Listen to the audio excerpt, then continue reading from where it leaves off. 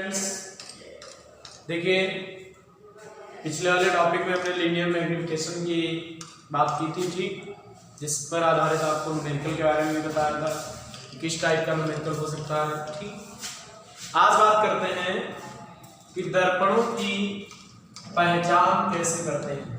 ठीक, फिलहाल ये आप टॉपिक नोट मत करना, ठीक, लेकिन समझना है कि दर्पणों की पहचान कैसे की जाती है। तो दर्पणों की पहचान कैसे करते हैं, इसके दो तरीके हैं। एक क्या है, स्पर्श करके, ठीक है, और दूसरा मेथड है कि प्रतिबिंब देखकर।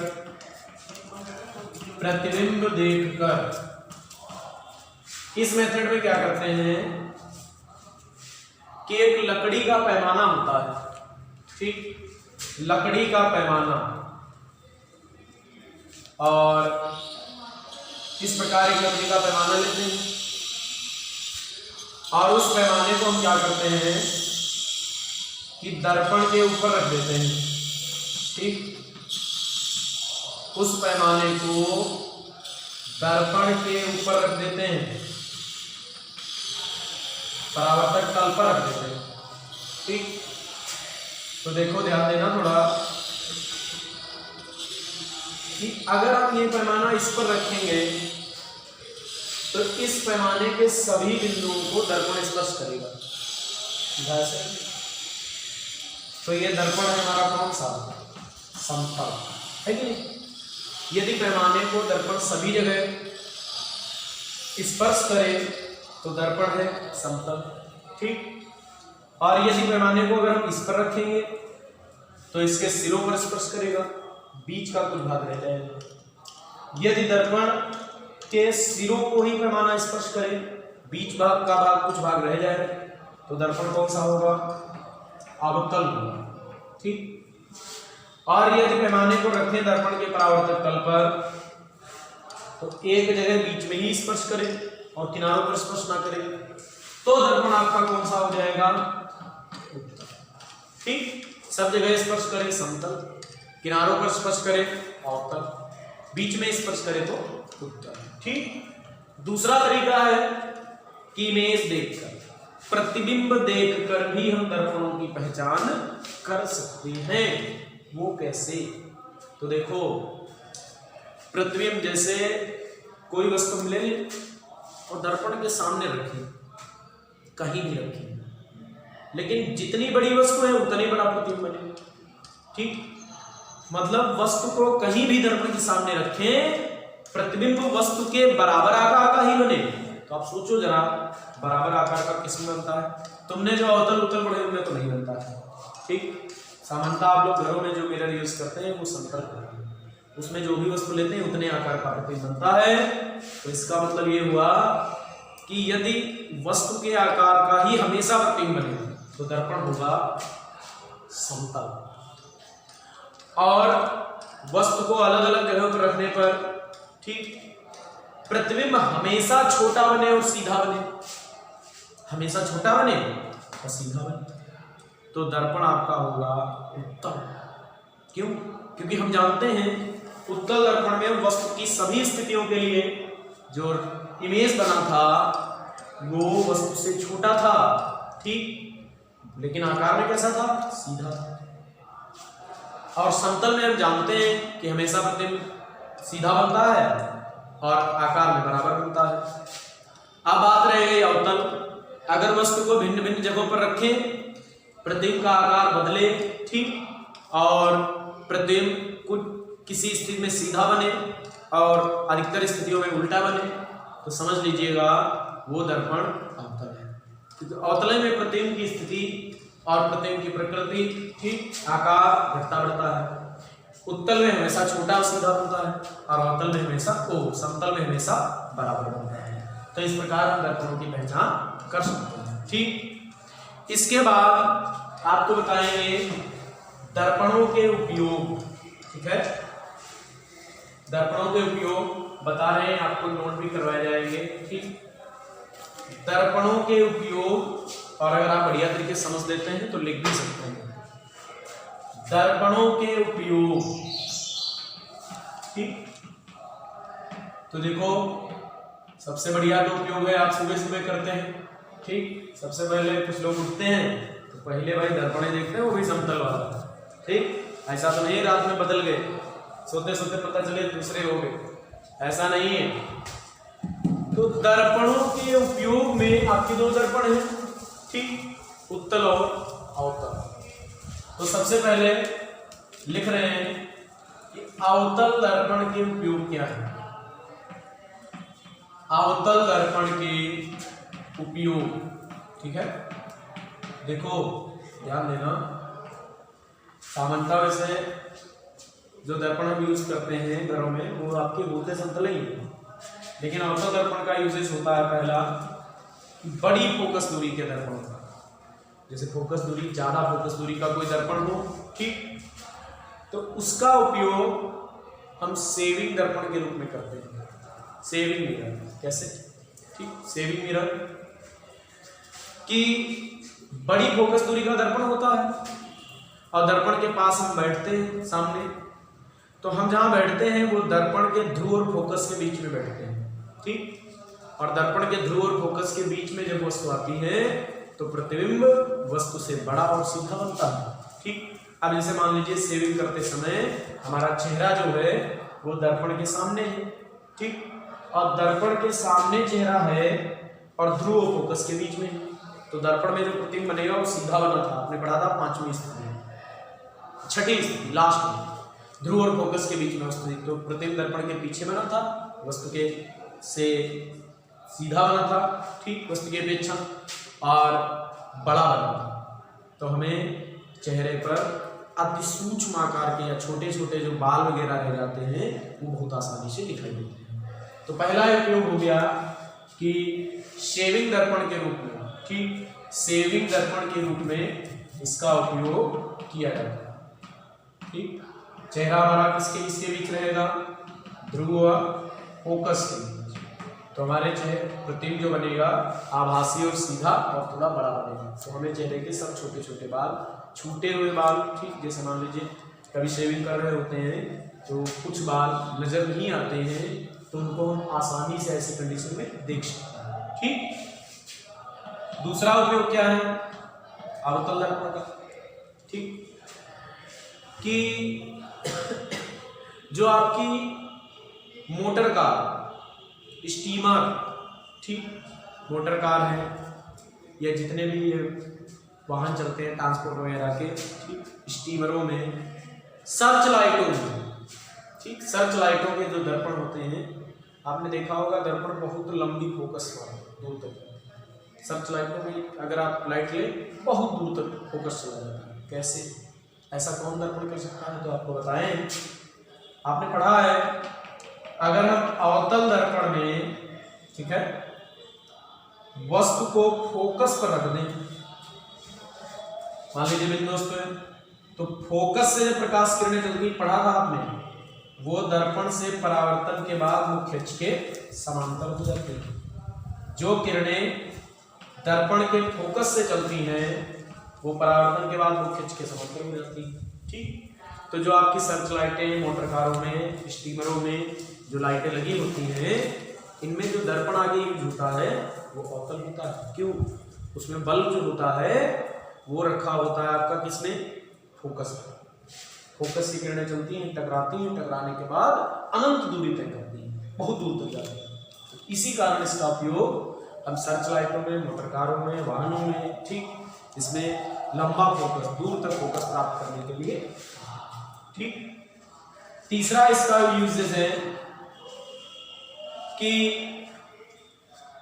टेबल शैडो लैंप, आपने देखा होगा टेबल वाले लोग, उनका देखा होगा प्रकाश टेबल पर रह जाता है। ठीक, टेबल शैडो लैंप जो होते हैं उनमें भी अवतल का यूज होता है। ठीक, कैसे यूज होता है कि उनमें क्या करते हैं कि जो बल्ब लगा होता है वो अवतल दर्पण के फोकस पर रखा होता है। ठीक, जो लैंप है उसमें बल्ब की स्थिति जो होती है वो दर्पण के फोकस पर होती है। ठीक, और दर्पण के फोकस पर जब लैंप होगा, वो बल्ब होगा, तो फोकस से प्रकाश की किरणें चलेंगी, दर्पण से टकराएंगे, उनकी समांतर हो जाएंगी, तो वो उतना ही भाग प्रकाशित करेंगे जितने में वो फोकस लाइट आएंगी। तो आपने देखा होगा टेबल शैडो लैंप जो होते हैं उनमें टेबल ही पर प्रकाश लगता है, अन्य एरिया में नहीं जाता है। अगर टेबल शैडो लैंप है तो जितने टेबल आपने लिया है उस प्रकार से इसकी सेटिंग की जाती है कि जो भी बल्ब से प्रकाश उत्सर्जित हो वो केवल टेबल के निश्चित आकार पर ही रहे। ठीक, तो टेबल शैडो लैंप में भी अवतल दर्पण का यूज होता है। चौथा उपयोग है चिकित्सा में।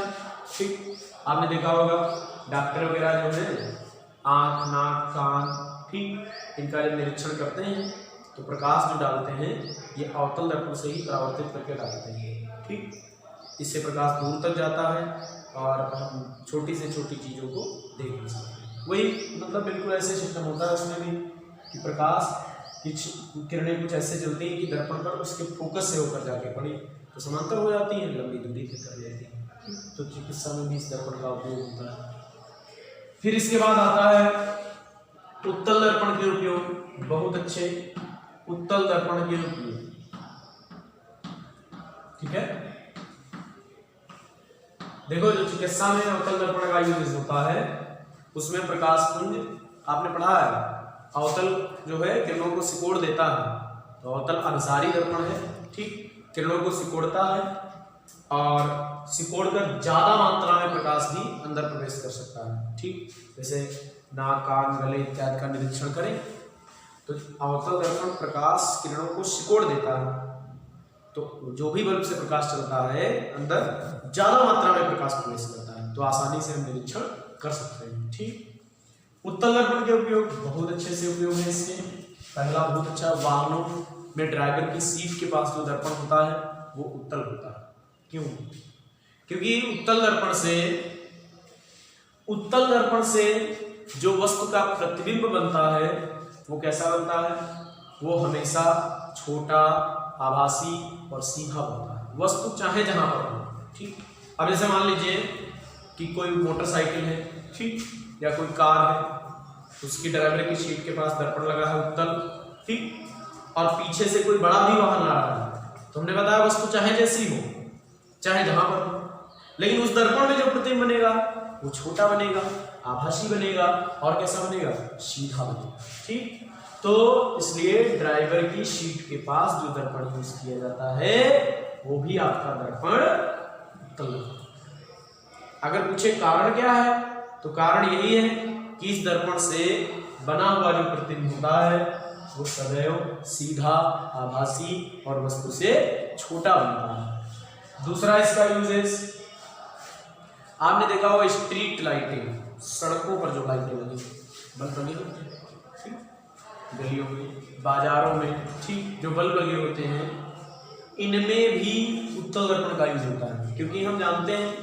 उत्तल दर्पण किरणों को फैलाता है। जैसे देखो ऐसी स्थिति है दर्पण की, ठीक, दर्पण को किरणें पड़े ऐसे, तो देखो ये ऐसे कर देता है किरणों, ऐसे मोड़ देता है, फैला देता है किरणों। उत्तल दर्पण किरणों को फैलाता है, ठीक, इसलिए एक अपसारी दर्पण बोला जाता है। उत्तल दर्पण एक अपसारी दर्पण होता है, तो दर्पण पर प्रकाश जो गिरेगा वो टकराकर ज्यादा एरिया में फैल जाएगा। ठीक, तो इससे सड़कों का, बाजारों का ज्यादा क्षेत्रफल जो है प्रकाशित हो जाएगा। इसीलिए उत्तल दर्पण का उपयोग अपसारी दर्पण के रूप में, मतलब स्ट्रीट लाइटों में भी प्रकाश को अधिक फैलाव देने के लिए किया जाता है। भाई हमें जरूरत है जैसे एक बल्ब लगा है तो ज्यादा मात्रा में प्रकाश फैल जाए, और ज्यादा मात्रा में तो तभी फैल सकता है जब दर्पण हमारा कौन सा उत्तम। ठीक, एक बार फिर से देख लेते हैं दर्पणों के उपयोग। पहला दर्पण किसमें यूज करेंगे? सेविंग दर्पण के रूप में। ये बड़ी फोकस दूरी का होगा, इसमें वस्तु या चेहरा हमारा वो फोकस के बीच में होगा, जिससे हमें अपने चेहरे का बड़ा प्रतिबिंब दिखाई देगा, सीधा प्रतिबिंब दिखाई देगा, बिल्कुल साफ दिखाई देगा। ठीक, दूसरा कि आप इसका यूज किसमें करते हैं? सर्च लाइटों में, मोटर कार, वाहन, ठीक, स्टीमरों में, सर्च लाइटों में जो दर्पण होता है वो अवतल होता है। क्यों? क्योंकि उसमें जो बल्ब रखते हैं वो अवतल दर्पण के फोकस पर रखते हैं। फोकस से जाने वाली किरणें दर्पण से परावर्तित होकर मुख्य अक्ष के समांतर हो जाती हैं और बहुत लंबी दूरी तय कर सकती हैं। ठीक, तीसरा इसका यूज काहे में करते हैं? तीसरा इसका यूज करते हैं टेबल शैडो लैंप में।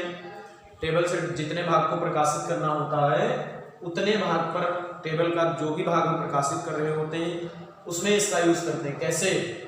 अवतल दर्पण, उसके फोकस पर बल्ब होगा, किरणें टकराएंगी, बल्ब से परावर्तित होकर मेज का एक निश्चित एरिया प्रकाशित कर देंगे।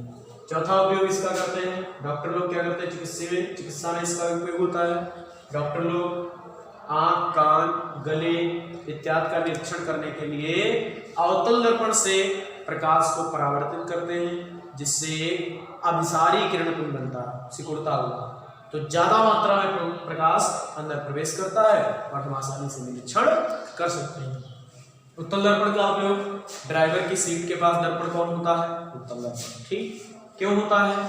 क्योंकि उत्तल दर्पण द्वारा वस्तु की सभी स्थितियों के लिए प्रतिबिंब आभासी, सीधा और वस्तु से छोटा बनता है। दूसरा इसका उपयोग होता है कि बाजारों गलियों में लगे जो लाइटें हैं इनमें भी उत्तल दर्पण होता है, क्योंकि उत्तल दर्पण एक अपसारी दर्पण है। कोई प्रकाश पुंज अगर इस दर्पण की ओर जाता है तो वो इसको फैला देता है। ठीक, तो ज्यादा मात्रा में प्रकाश ज्यादा एरिया में वो फैल जाता है और अधिक क्षेत्र जो है हमारा प्रकाशित हो जाता है। देखिए, आज आपको एक बिल्कुल छोटा सा नया टॉपिक बता रहे हैं, ठीक, जिसको आप कल लिखेंगे, लेकिन आज समझ लीजिए। और ये जो दर्पणों के उपयोग बताए गए हैं आपको, ठीक, ये भी आपको लिखने हैं, या नहीं लिख पाते हैं तो समझ में आने चाहिए, और क्यों यूज करते हैं ये जरूर मालूम होना चाहिए। आपने घटना पढ़ते आप चढ़े आए हैं प्रकाश का परावर्तन, रिफ्लेक्शन ऑफ लाइट। ठीक, रिफ्लेक्शन ऑफ लाइट में जितना था वो हो गया है। इसके बाद प्रकाश की एक दूसरी घटना होती है रिफ्रैक्शन ऑफ लाइट, प्रकाश का अपवर्तन। ठीक, इसी चैप्टर में आपके प्रकाश का अपवर्तन, ठीक है, प्रकाश का अपवर्तन, रिफ्रैक्शन ऑफ लाइट, ठीक है, ये आपको लिखने की बात है तो आप कल लिखेंगे। ठीक, समझना है तो ज्यादा इसके बारे में चर्चा करेंगे, थोड़ा सा बताएंगे। रिफ्लेक्शन में ऐसा हुआ था कि प्रकाश चिकने तो से टकराया था और टकराकर उसी माध्यम में वापस लौट आया था।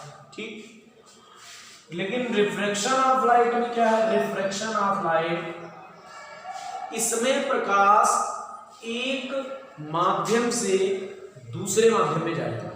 जैसे हवा से प्रकाश चले जल में प्रवेश कर जाए, हवा से प्रकाश चले कांच में प्रवेश कर जाए, कांच से जल में प्रवेश कर जाए। ठीक, मतलब देखो, जो हम हवा ले रहे हैं ना, कांच ले रहे हैं, जल ले रहे हैं, ये एक माध्यम है।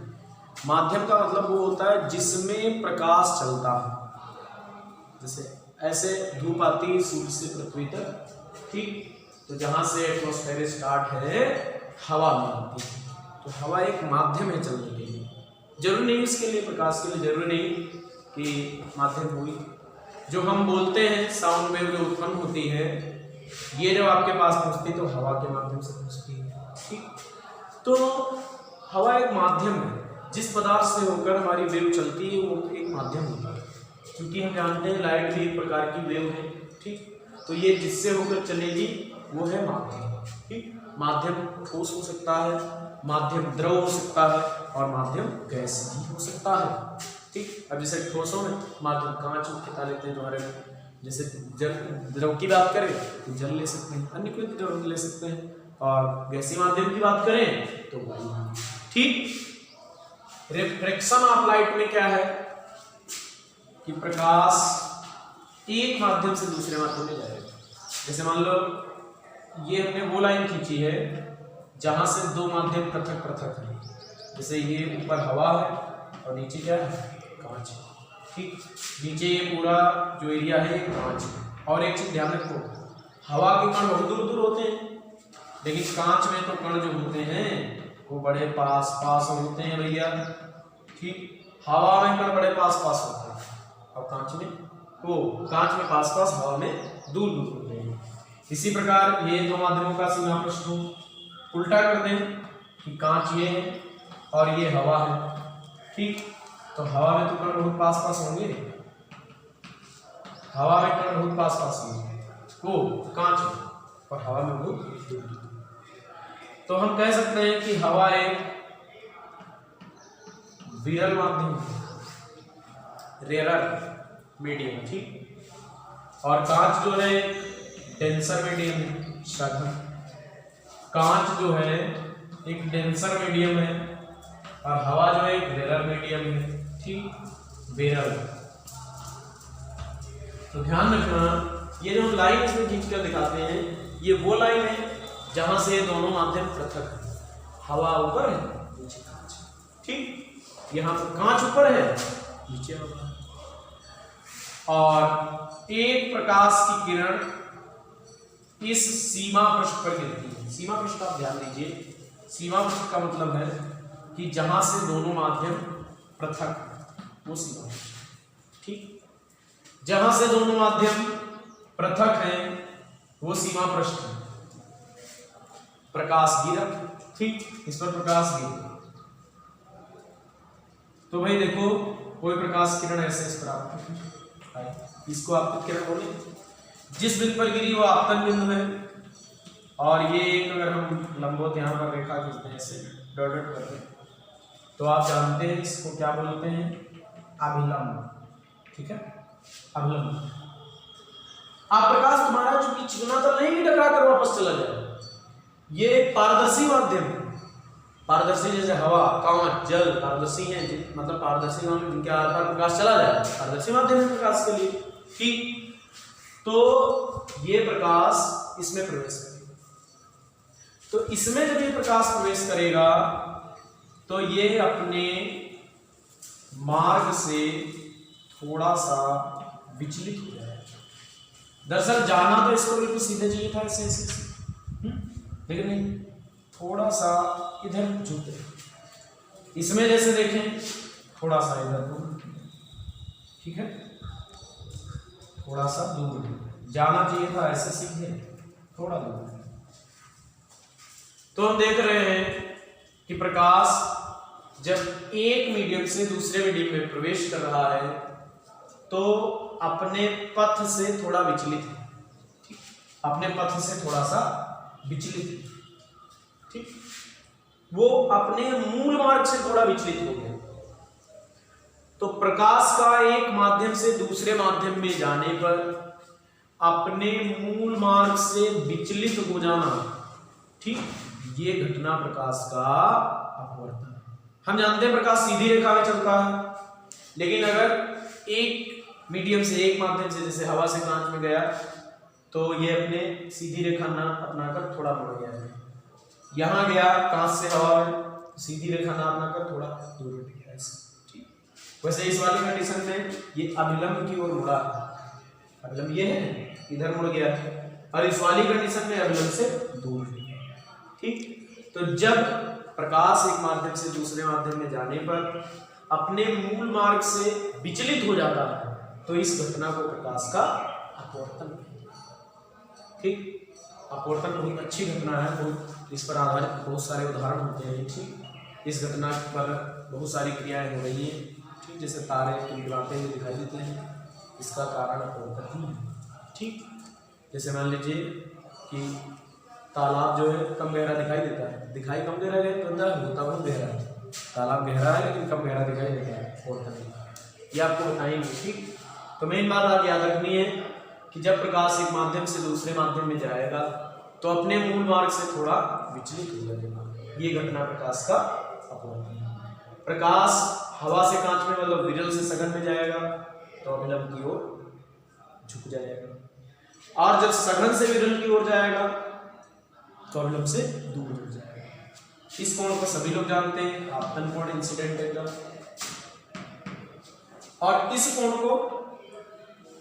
कोण को बोलेंगे, वहां इस कोण को ऐसे बना था तो बोला था रिफ्लेक्शन एंगल आर, यहां पे बोलेंगे रिफ्रैक्शन एंगल, अपवर्तन कोण आर, ठीक है। आई क्या है, आई आपका है कौन सा कोण, इंसिडेंट कोण, आपतन। आर क्या है, रिफ्रैक्शन एंगल, मतलब अपवर्तन। तो ये घटना आपको पढ़नी है, ठीक। आपको दर्पणों के उपयोग आज से समझ में आए होंगे। ठीक, और कल ऐसा करते हैं कि जो आपके दर्पणों के उपयोग हैं, ठीक, उनके नोट्स हम डाल देंगे, इसमें देख लेना आप। ठीक, बोर्ड पर ही लिख देंगे कि दर्पणों के यूजेस में आपको लिखना क्या है, समझ लिया है। कल आप पहले दर्पणों के उपयोग लिख लेना, फिर अपवर्तन की बात करेंगे, प्रकाश का अपवर्तन क्या है, और ये सब आगे बढ़ेंगे। ठीक, इस वीडियो में इतना ही।